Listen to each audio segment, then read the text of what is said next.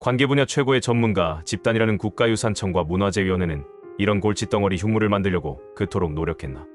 발굴유적, 보존관리의 구조적 실패와 혁신적 활용 전략, 서론 발굴된 역사, 방치된 미래. 도시의 심장부, 분주한 개발 현장에서 굴착기의 굉음이 잠시 멈춘다. 땅속 깊은 곳에서 수백 년의 시간을 건너온 조선시대의 견고한 석축과 기와 조각이 모습을 드러내는 순간 현장은 흥분과 기대로 가득 찬다. 언론은 600년 고도 서울의 역사를 되찾았다며 찬사를 보내고 문화재 전문가들은 민족의 정체성을 확인하는 귀중한 보물이라 평가한다. 개발과 보존의 갈등 속에서 어렵게 현지 보존 결정이 내려지고 유적은 유리 바다가 아래 영구히 전시되거나 유적공원으로 새롭게 태어난다. 여기까지는 성공적인 문화유산 보존의 서사처럼 보인다. 그러나 몇 년 후 그 보물이 있던 자리를 다시 찾았을 때 마주하는 것은 전혀 다른 풍경이다. 화려한 조명 아래 빛나던 유적은 먼지가 켜켜이 쌓인 채 방치되어 있고 한때 역사의 숨결을 전하던 공간은 창고나 임시 사무실로 전락해 있다. 유적공원의 제연 웅집은 비바람에 허물어져 흉물이 되었고 안내판은 녹슨 채 기울어져 있다. 발굴 당시의 환희는 사라지고 이제 유적은 건물주에게는 돈만 잡아먹는 골칫덩어리로, 지방자치단체에게는 책임지기 싫은 부담으로, 시민들에게는 존재조차 잊힌 공간으로 전락했다. 이처럼 발굴된 역사가 방치된 미래로 귀결되는 디빅은 일부의 일탈이나 우연이 아니다. 대한민국 도심 발굴 유적의 만성적인 관리 부실은 명확한 관리 책임의 부재, 지속가능한 재원 모델의 결여, 그리고 적극적 활용 가능성을 억제하는 경직된 제도라는 세 가지 축으로 구성된 구조적 실패의 필연적 결과물이다. 현행 법률과 정책은 유적의 보존 조치라는 일회성행에만 집중할 뿐 그 이후의 영속적인 관리와 활용이라는 과제에 대해서는 침묵한다. 이로 인해 발생하는 보존 이후의 진공상태 post preservation vacuum은 모든 이해관계자가 책임을 회피하는 완벽한 환경을 조성한다. 본 연구는 개발과 보존의 상생 모델로 주목받다. 끝내 폐허로 전락한 유리전 박물관 사례를 중심으로 이 구조적 실패의 해부학적 분석을 시도할 것이다.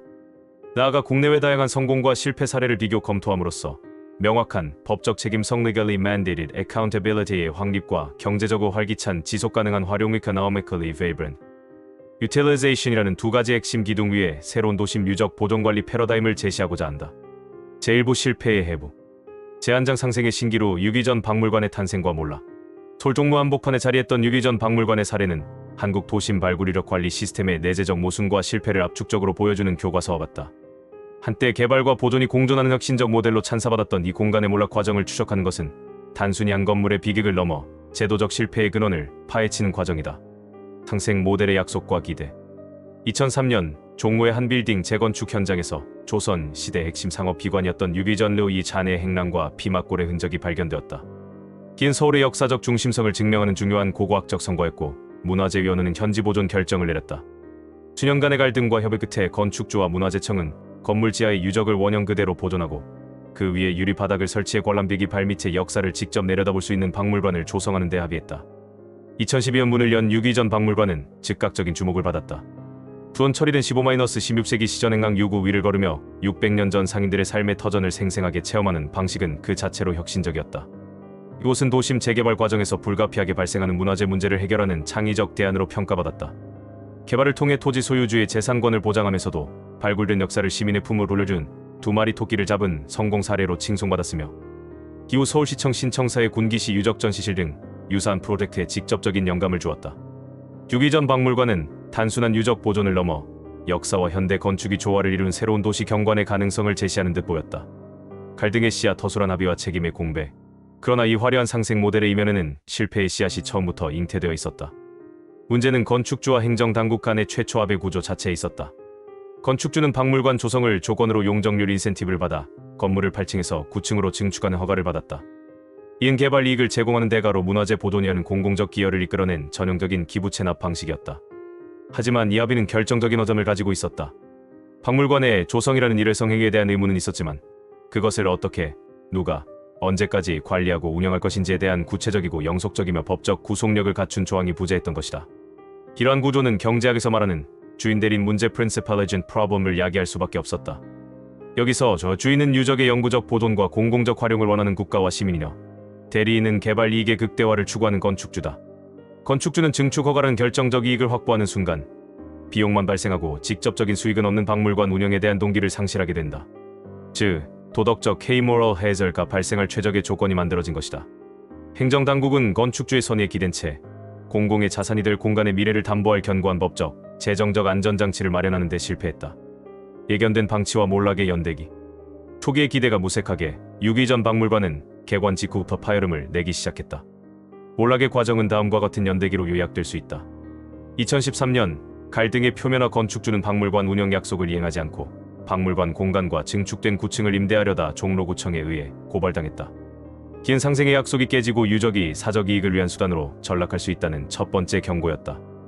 2014년 법적 지위의 부재 개관 후 1년 6개월이 지나도록 박물관은 정식 등록조차 되지 않은 미등록 시설 상태로 방치되었다. 이는 박물관이 공적관리 감독의 태도에 놓여 있었음을 의미하며 행정당국의 사후관리 실패를 명백히 보여준다. 2016-2018년 유적의 능멸 언론 보도를 통해 박물관 공간이 창고나 심지어는 토익 강의를 위한 공간으로 사용되고 있다는 충격적인 사실이 알려졌다. 이은 발굴 당시 보물로 칭송받던 국가유산이 사유지 안에서 어떻게 능멸당할 수 있는지를 상징적으로 보여주는 사건이었다. 2022년 완전한 폐쇄. 결국 유기 전 박물관은 코로나19를 명분으로 문을 닫았으나 내부 시설의 상태는 임시 휴관이 아닌 영구적 폐쇄에 가까운 모습이었다. 수년간의 관리 부실과 갈등, 그리고 누구도 책임지지 않는 행정의 공백이 빚어낸 필연적인 결말이었다. 유기 전 박물관의 실패는 단순히 한 명의 나쁜 건축주 탓을 돌릴 수 없다. 이는 시스템 자체가 실패하도록 설계된 결과물이다. 영속적인 관리 의무를 이례적인 개발 허가와 맞바꾸고 그 이행을 담보할 지속적인 재원 모델과 법적 강제력을 마련하지 않은 정책의 총체적 파산이다. 유기 전 박물관은 개발과 보존의 상생이라는 신기루가 어떻게 한순간에 붕괴될 수 있는지를, 그리고 그 잔해 속에서 역사가 어떻게 질식사하는지를 고통스럽게 증명하고 있다. 재도장 반복되는 디귿, 관리 부재와 활용 실패의 현장들. 유기 전 박물관의 몰락이 단발적인 사건이 아님은 전국의 수많은 발굴 이력 현장이 증명한다. 보존이라는 이름 아래 유적공원으로 조성되거나 대형 복합문화공간의 일부로 편입된 유적들은 각기 다른 양상과 관리 부재와 활용 실패라는 동일한 비극을 반복하고 있다. 이는 문제가 개별 관리자의 역량이나 의지를 넘어 시스템 전반에 걸친 구조적 결함임을 시사한다. 공원이라는 이름의 방치.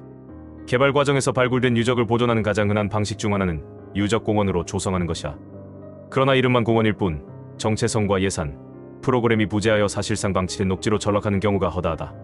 증릉곡선 사유적공원. 이 공원은 관리 부실의 종합 전시관과 같다. 택지개발 주체인 LH가 조성한 후 관리 주체가 불분명해지면서 방치되기 시작했다. 보원된 신석기 시대 움집은 배수 문제로 물이 차고 녹조가 끼었으며 내부의 마네킹은 부식되어 흉물로 변했다. 안내판은 녹슬고 구멍이 뚫려 있으며 방문객을 위한 주차장 같은 기본적인 편의시설조차 마련되지 않아 시민들의 불만이 크다. 증시는 체험학습 프로그램을 운영하겠다고 홍보하면서도 정작 시설물의 기본적인 유지보수는 방치하여 비판을 받았다. 심지어 유적지 바로 옆에 세차장 건축이 허가되면서 유적의 역사적 경관과 진정성마저 심각하게 훼손되었다. 파주대 능리선 사유적공원. 이곳은 고아 유적의 전형을 보여준다. 국지도 공사 중 발견된 유적을 보존하기 위해 도로 터널 상부의 공원으로 조성되었으나 관리권이 경기도에서 파주시로 이관된 후 관리가 완전히 중단되었다.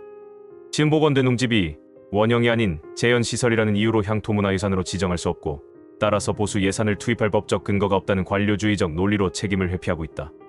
그 결과 6000년 전 신석기 유적을 기념하는 공원은 지붕이 무너져 내리고 잡초만 무성한 폐허로 변해버렸다. 이러한 사례들은 중요한 정책적 허점을 드러낸다. 첫째, 원형과 재현을 구분하여 재현시설의 관리를 외면하는 것은 유적의 교육적, 공공적 가치를 스스로 부정하는 행위다. 유적의 가치를 알리기 위해 설치한 시설이 관리 대상에서 제외된다는 것은 어불성설이다. 둘째, 유적을 공원으로 만드는 행위 자체가 보존 관리의 기크라고 여기는 아니란 인식이 팽배하다. 공원 조성은 지속적인 관리와 활용의 시작이어야 하지만 현실에서는 모든 책임이 끝나는 종착역으로 기능하고 있다. 대형 프로젝트 속 애매한 존재감. 동대문 디자인 플라자 DDP. 세계적인 건축물인 DDP의 경우 상황은 조금 더 복잡하다. 동대문 운동장 철거 과정에서 발굴된 한양도성 성곽과 이간수 문할 젠슈이먼 유적은 그 자체로는 잘 보존되어 DDP의 독특한 경관을 이룬 요소로 성공적으로 통합되었다. 80년 넘게 땅속에 묻혀 있었음에도 보존 상태가 양호했던 유구는 정비 복원 후 DDP의 역사적 정체성을 부여하는 핵심 자산이 되었다. 하지만 이는 프로젝트의 막대한 규모와 상징성, 그리고 서울시의 직접적인 관리라는 특수한 조건 덕분이다. 그럼에도 불구하고 유적과 관련된 부대, 시설들이 점차 다른 용도로 변경되거나 축소되고 있다는 지적은 시사하는 바가 크다. 이는 아무리 성공적으로 조성된 유적이라도 지속적인 관심과 확고한 운영 철학이 부재할 경우 상업적이고 현대적인 기능에 밀려 점차 주변부로 밀려날 수 있음을 보여준다. DDP 사례는 보존의 성공이 곧 활용의 성공을 보장하지 않으며 거대한 상업문화 시설 속에서 유적의 정체성을 어떻게 유지하고 강화해 나갈 것인가 하는 새로운 과제를 던진다. 이처럼 유기 전부터 능고, 파주, DDP에 이르기까지 다양한 사례들은 공통적으로 보존 그 이후의 청사진 부재라는 문제에 직면해 있다. 관리 주체의 모호함, 지속적인 예산 확보 실패, 활용 프로그램의 빈곤, 그리고 유적의 가치를 훼손하는 관료주의적 형식주의는 대한민국 도심 발굴 이력이 천디비기 특정 개인이나 기관의 문제가 아닌 시스템 전체의 구조적 병폐임을 명백히 증명한다. 제2부 근본 원인 진단. 도심 발굴 이력이 처한 반복적인 비극의 이면에는 피상적인 관리 부실을 넘어선 근본적인 원인이 자리 잡고 있다. 이은 보존에만 초점을 맞추고 관리와 활용을 외면한 법률 체계의 구조적 한계와 유산의 발견을 소유주에게 일방적인 부담으로 전가하는 경제적 딜레마라는 두 가지 축으로 설명될 수 있다. 이 두 가지 원인은 서로 맞물려 유적을 둘러싼 모든 이해관계를 왜곡시키고 결국 방치라는 최악의 결과를 낳는다. 제세장법은 있으나 책임은 없다. 매장문화재법의 구조적 한계. 대한민국의 매장문화재 보호 및 조사에 관한 법률이야. 매장문화재법은 개발 과정에서 땅속에 묻힌 유산을 찾아내고 보호하는 데 있어 매우 강력하고 효과적인 도구다. 이 법은 국가유산청구 문화재청의 건설공사를 중지시키고 발굴조사를 명령하며 유적의 가치에 따라 현지 보존, 이전 보존, 기록 보존 등의 보존 조치를 지시할 막강한 권한을 부여한다. 문제는 이 강력한 법이 유적의 미래에 대해서는 놀라울 정도로 침묵한다는 점에 있다. 보존 이후의 진공상태 post preservation vacuum. 매장문화재법의 가장 치명적인 결함은 보존 조치가 완료된 이후에 대한 규정이 거의 전무하다는 것이야. 본연구는 이를 보존 이후의 진공상태라고 명명하고자 한다. 법은 보존 조치를 이행할 책임을 건설공사 시행자, 즉 개발사업자에게 부과한다. 개발사업자는 막대한 비용과 시간을 들여 발굴을 지원하고 국가유산청의 지시에 따라 유적 위에 박물관을 짓거나 공원을 조성해야 한다. 그러나 그 의무는 거기까지다. 법은 조성된 시설을 영구적으로 관리할 주체 perpetual management entity를 명확히 지정하지 않는다. 또한 그 관리에 필요한 장기적인 재원 조달 방안이나 대중에게 개방하고 활용해야 할 최소한의 기준과 이를 강제할 수단도 규정하고 있지 않다.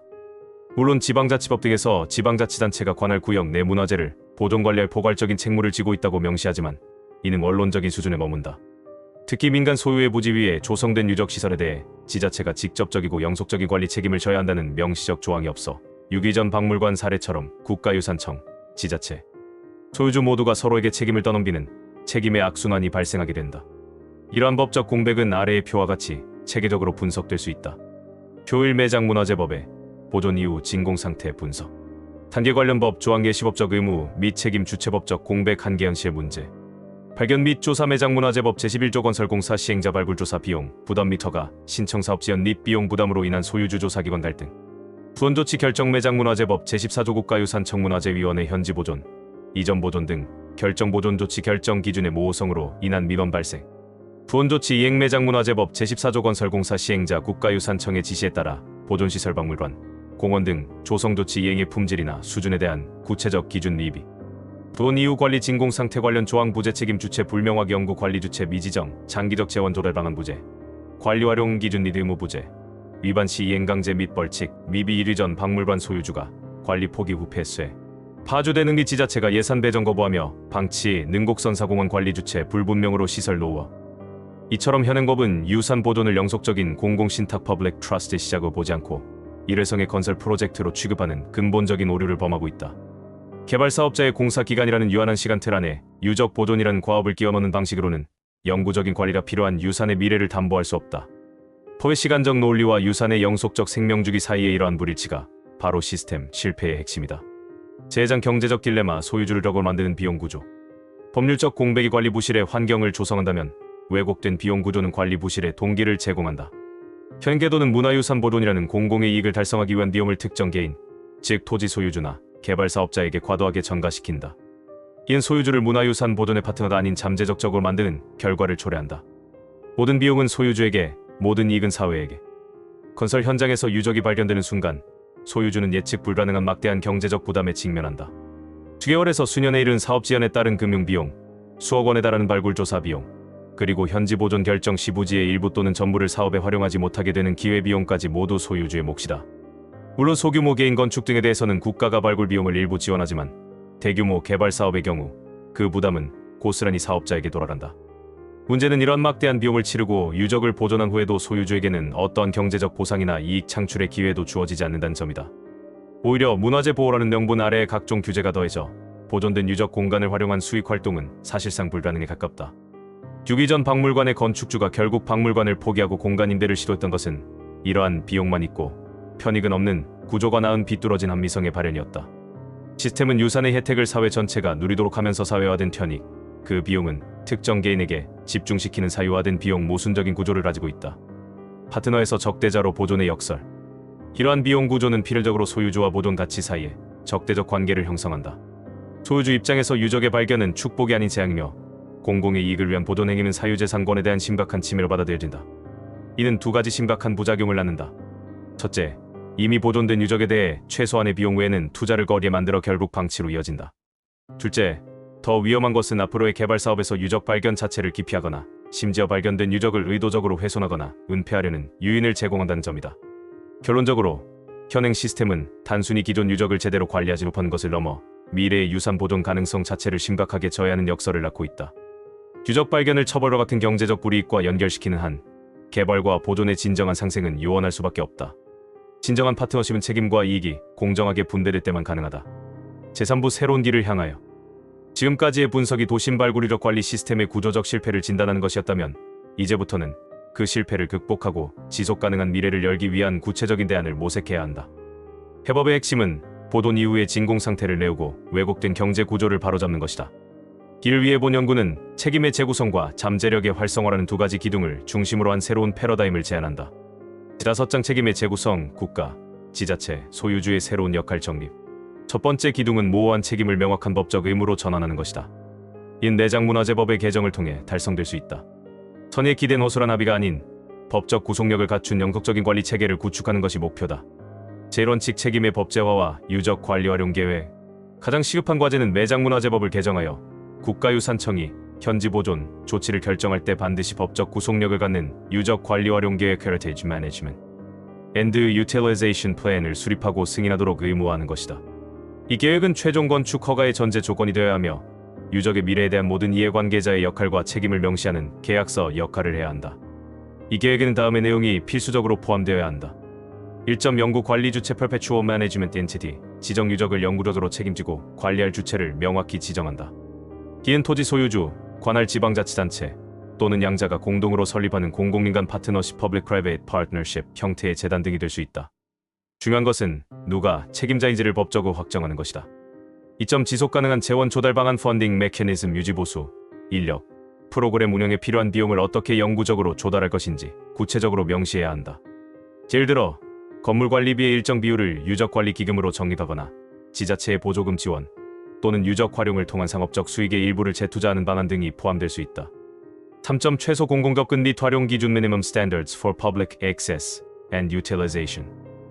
유적이 사유지 내에 방치되는 것을 막기 위해 최소 개방 시간, 안내 및 제설 프로그램 제공 의무, 교육적 활용 방안 등을 구체적으로 규정한다.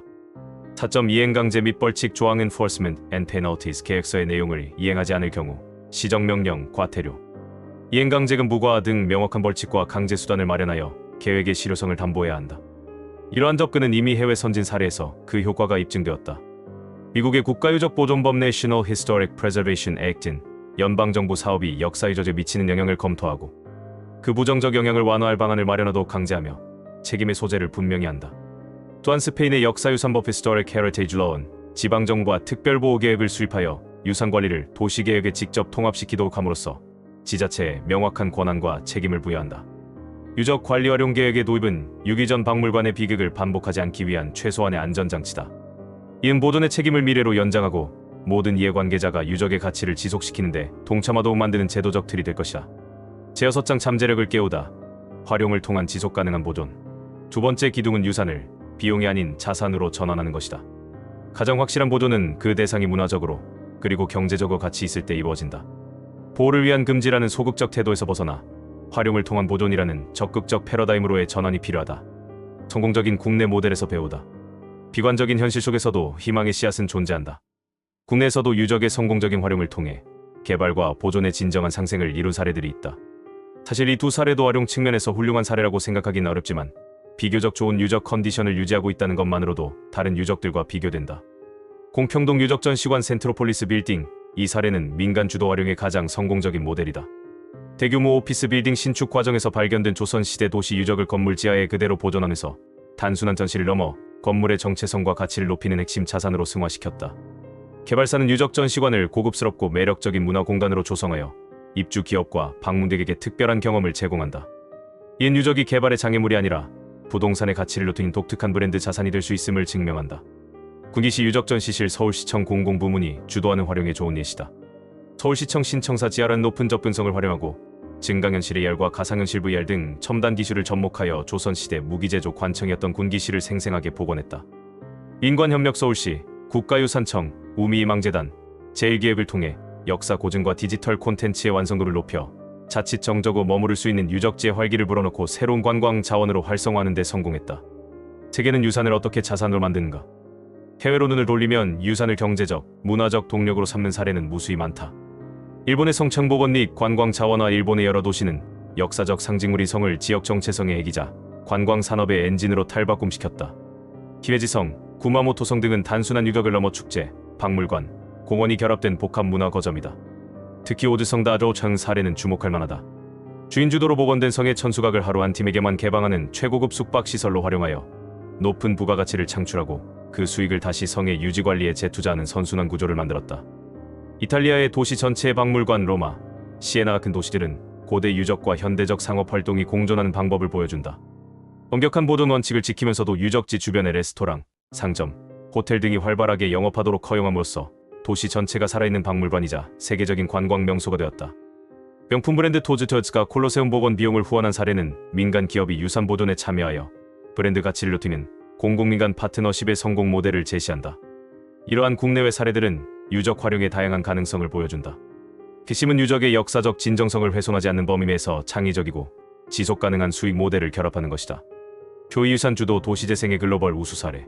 사례 연구 유적 유형 활용, 전략 핵심 성공 요인 한국 적용 가능성. 오즈성 일본 성곽 최고급 단독 숙박시설 캐슬 스테이로 활용, 고부가 가치 관광 창출 지역 커뮤니티 주도의 복원 및 운영. 독창적인 스토리텔링과 체험 상품 개발 지방의 주요 관하, 성곽 유적에 선택적으로 도입 가능. 소수 대상의 프리미엄 체험 관광 모델로 발전 가능.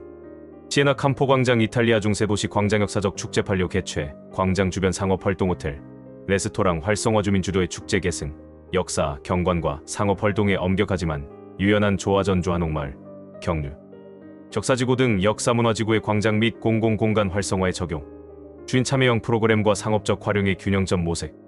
리버풀 엘버트 독 영국 근대 산업미션 부두, 창고 복합문화공간으로 재개발 미술관, 박물관, 상점, 레스토랑 입주 공공의 강력한 리더십과 민간 투자 유치, 건축 유산의 가치를 살린 창의적 공간 재창조. 인천, 부산, 군산 등 항구 도시의 근대 산업유산 재활용에 유용한 모델.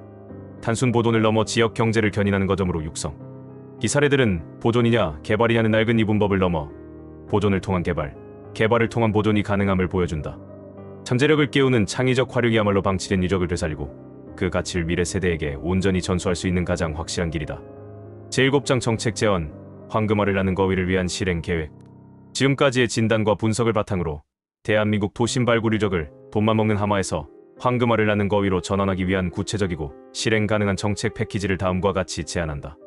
기능 법률 개정, 경제적 인센티브, 규제 합리화, 그리고 지원 체계 구축이라는 4가지 축으로 구성된다. 1점 법률 개혁, 유적 관리 활용 계획의 법제화. 오매장문화재법 개정 착수 제5장에서 제안한 바와 같이 현지 보존, 결정 시 유적 관리 활용 계획 수립 및 승인을 의무화하는 조항을 신설해야 한다. 이는 보존 이후의 관리 책임을 명확히 하고 지속 가능성을 담보하기 위한 최우선 과제다. 이 계획에는 연구 관리 주체, 재원 조달 방안, 공공활용 기준, 그리고 불이행 시 제재 조치가 반드시 포함되어야 한다. 2점 경제적 인센티브 소유주의 계산법을 바꾸는 당근, 보세금 감면 제도 도입 유적의 유지 보수 및 프로그램 운영의 소요된 비용에 대해 재산세 및 소득세 법인세 감면 혜택을 제공해야 한다. 이는 소유주의 경제적 부담을 실질적으로 덜어주어 유적 관리를 비용이 아닌 투자로 인식하게 만드는 강력한 요인이 될 것이다. 고용정률 인센티브 차등 적용 단순히 유적을 보존하는 수준을 넘어 공평동 사례처럼 창의적이고 적극적으로 활용하여 공공기여도를 높이는 개발 사업에 대해서는 추가적인 용적률 상향 등 파격적인 인센티브를 제공해야 한다.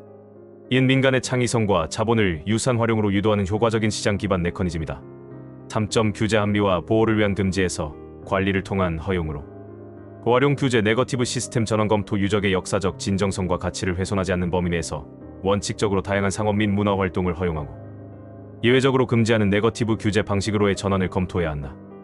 의형별 활용 가이드라인 마련 모든 유적의 획일적인 잣대를 들이대는 대신 유적의 등급과 성격 국가사적, 시도기념물, 비지적 유적 등에 따라 허용 가능한 활용의 범위와 수준을 명시하는 구체적인 가이드라인을 마련해야 한다. 이를 통해 소유주와 투자자에게 예측 가능성을 제공하고 품격 있는 활용을 유도할 수 있다. 타점 지원 체계 구축, 유산 활용 촉진 센터 설립. 원스톱 지원 기관 설립. 소유주, 전문가, 지자체, 그리고 투자자를 연결하는 가교 역할을 할 가칭 유산 활용 촉진 센터를 설립할 것을 제안한다. 이 기구는 공공기관 또는 민관 합동의 형태로 운영될 수 있으며 다음과 같은 기능을 수행한다. 기술 지원 실현 가능한 관리 활용 계획 수립을 위한 전문 컨설팅 제공.